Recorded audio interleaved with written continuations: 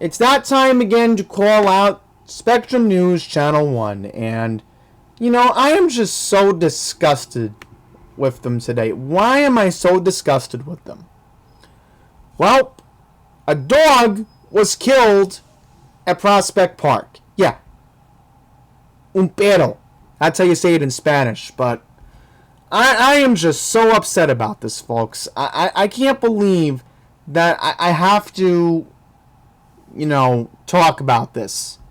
The other channels did a good job, but notice something about Channel 1. Let's go to Brooklyn. And mind you, this actually happened in Prospect Park. So, I mean, it's awful. And obviously, the thumbnail of the dog will be in this video because, you know, especially because, again, many of you know I lost my South African boar bull 3 years ago to cancer. So, obviously, this gets me upset. But I have to talk about this. So here we go. I do apologize, folks. This is the right one. We're gonna read that one actually from NJ.com because there's another thing that we have to call out Channel 1 for as well in this video, and it has to do with a bus that departed the Port Authority. Very awful accident that happened in Jersey, but in any regard, yes. So if you didn't hear, a dog was fatally killed. Okay, so this is a little bit weird. Yeah, fatally killed. This is what I got correct. So this is what we know. A crazed homeless man attacked the dog that was taking a walk in Prospect Park and left the pooch with such serious injuries later that it succumbed to the injuries, the animal owner said Wednesday to the New York Post. The assailant shouted angry comments about immigrants and sprayed a bottle of urine on the 2.5-year-old golden retriever mix Moose and its owner Jessica before hitting them with the stick so hard that the animal suffered a fatal intestinal injury. You know, it's just disgusting. It really, really is. And the woman did not give her last name. I can understand why. She's scared.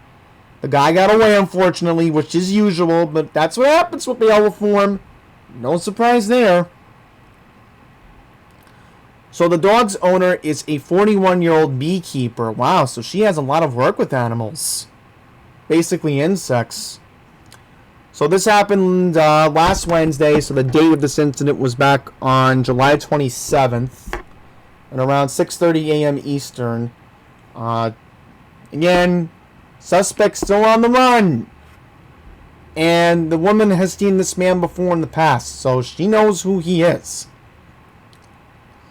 So, it is just so unfortunate. So, the suspect is accused of taking a bottle of liquid out of a garbage bag and then found out that the liquid was urine. Ugh. And then some anti-racist comments, you know, anti-immigrant comments that were racist. So, I mean, look at this dog. 2 years old. 2 years old. My Teddy was 10 when he had to get put down. So, you understand how upset I get when I have to talk about this stuff. So, I just can't believe that. How could Channel 1 ignore this? And again, this is going to be the... Here's a better picture. And this is the dog in question. And of course, this is her owner, the 41-year-old beekeeper. And, you know, the lady looks like a nice owner. She cared a lot about her dog. And, you know, the dog was seriously injured. But again, Channel 1 ignored this. So it just shows that Channel 1 has no regard for animals. You know, they really don't. I mean, this is just truly disgusting. Alright, if you're a media company and you're not caring about animals, you know, shame on you. Shame on you. The animals, you know, can't speak like we do. Alright? And this is just upsetting. And I pray for this woman, and I pray that the suspect will get caught. But knowing New York and knowing our loose bail reform laws, I doubt it. I really do. Okay, so next up, we're going to talk about this story. And Channel 1 vaguely covered it. And the reason why this is a very important story is, get this, this megabus that was heading to Philadelphia departed the Port Authority in Midtown. So that's why we're going to read this article. So, here we go. The bus was heading to Philadelphia when it lost control on the New Jersey Turnpike in Middlesex County, New Jersey, yesterday, Wednesday, August 9th was yesterday, correct. 3 people, including the bus driver, were seriously hurt and 14 others were injured when the bus was carrying 22 passengers struck a Ford F-150 pickup at about 6:53 p.m. and overturned near the Thomas Edison service area ramp in Woodbridge. New Jersey State Police said that the driver of the Fan Hool coach bus was heading south on the New Jersey Turnpike when he lost control near mile marker 93.2. The bus struck a Ford F-150 pickup truck traveling in the same direction nearby. So, again, the bus was heading from Port Authority Bus Terminal in New York to Philadelphia. Megabus is owned by Coach. 2 passengers on the bus were killed, according to NJ.com. So, according to this, they were identified as Cheryl Johnson, 59, of the Bronx, and Cecilia Kwinaski of Woodbury, New Jersey. Johnson died at the scene, and Kunitska was airlifted to a hospital where she later deceased. The driver, a 56-year-old male from Westfield, New Jersey, was seriously hurt, as were 2 passengers. Yep, so again, Channel 1 vaguely gave details. Especially because in this accident, we lost a New York City resident from the 5 boroughs. Ooh, this is interesting. So, all of the victims were taken to very good hospitals that have good trauma centers. So, I know Robert Wood Johnson has a good trauma center. Raritan Bay, maybe. I don't know them that well. But I know Robert Wood very well because I think they're part of NJ Barnabas.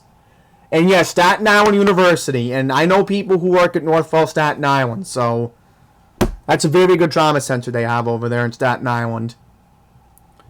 Okay, so according to NJ.com, fire crews from Port Reading, Ford's Woodbridge, and Perth Amboy were among other responders who were at the scene, according to the Woodbridge Township Professional Firefighters Association. This isn't the first time a megabus was involved in an incident. Back in May, 27 people were hurt when a megabus carried 47 people crashed and rolled on I-95 north near Baltimore. So, there's no surprise here. Okay, folks, we got breaking news, actually. We just got word that there was a vehicle that struck pedestrians while fleeing from police officers. We barely have any view details about this, but most likely Channel 1 is going to ignore this. So, a Dodge Durango was fleeing from a police chase. At the moment, the Dodge Durango with license plate KLB 8191 fled the scene of an accident. A black Dodge Durango for the New York plate. The vehicle struck several pedestrians while fleeing the scene from the officers. What we do know right now that, again, vehicle did struck pedestrians. Vehicle did leave the scene.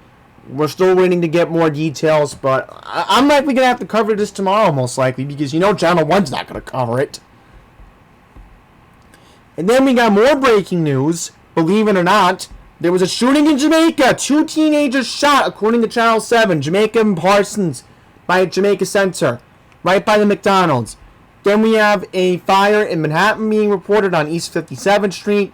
And then something's going on 45th and 9th right now. Okay, out of all likely people, Charlton just told me what happened. while I have the video on pause, because he just sent me a message online, and he's like, Andy, did you hear another animal cruelty incident? I'm like, no, what happened? Horse collapsed. West 45th and 9th. Now, obviously, I can't show the video because it's just too disturbing, and I don't want to show it. But, yeah, this is what we know right now. A large crowd has gathered on West 45th and 9th right now after a horse collapsed. It is being reported that the horse may have been overworked due to extreme heat conditions in the past couple of days. What we don't know is how did the horse end up here. We don't know if this is a horse from Central Park. What we do know right now is that police are on the scene trying to disperse the crowd as we speak. This is in Hell's Kitchen at the moment, so